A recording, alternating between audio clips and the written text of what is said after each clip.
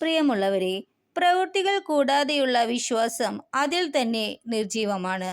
ഒരുവൻ പറയുന്നു, ഞാൻ ദൈവത്തിൽ വിശ്വസിക്കുന്നു, എനിക്ക് ദൈവത്തിൽ വിശ്വാസമുണ്ട്, ഞാൻ ദൈവകൽപ്പനകൾ അനുസരിക്കുന്നു എന്നും പറഞ്ഞ് എന്ത് മേന്മയാണുള്ളത്? അദ്ദേഹത്തിൻ്റെ പ്രവൃത്തികളിൽ ദൈവത്തിൻ്റെ വിശ്വാസം നമുക്ക് കാണാൻ കഴിയണം. ദൈവത്തിൻ്റെ കൽപ്പനകൾ അനുസരിച്ചും മറ്റുള്ളവരെ സ്നേഹിച്ചും സഹകരിച്ചും ജീവിക്കുന്നത് നമുക്ക് കാണാൻ കഴിയണം. അല്ലെങ്കിൽ അദ്ദേഹത്തിൻ്റെ പ്രവൃത്തികൾ നിർജീവമാണ്.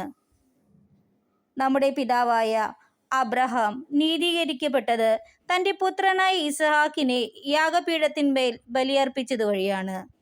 അങ്ങനെ അബ്രഹാത്തിൻ്റെ വിശ്വാസം അവൻ്റെ പ്രവൃത്തികളെ സഹായിച്ചുവെന്നും വിശ്വാസം പ്രവൃത്തികളാൽ പൂർണ്ണമാക്കപ്പെട്ടുവെന്നും നമ്മൾ കണ്ടു കഴിഞ്ഞല്ലോ.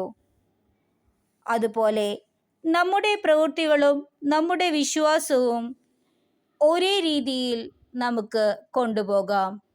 എല്ലാവരെയും ദൈവം അനുഗ്രഹിക്കട്ടെ.